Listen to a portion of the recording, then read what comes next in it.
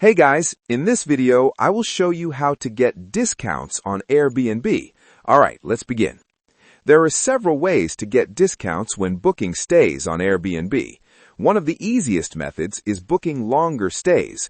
Many hosts offer automatic weekly or monthly discounts when you stay for an extended period. These discounts are applied directly at checkout. Another option is to look for new listings. New hosts often offer lower prices or special promotions to attract their first guests. Booking these listings can help you save money while still getting a quality stay.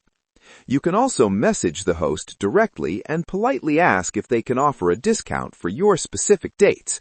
Some hosts are willing to lower the price, especially for longer stays or off-peak seasons.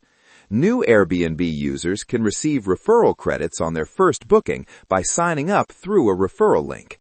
Existing users can also earn credits by sharing their referral link with others. Finally, last-minute bookings may sometimes be cheaper, as hosts may reduce prices to fill empty dates quickly. So, that's basically how you can get discounts on Airbnb. That's it for this video. Thanks.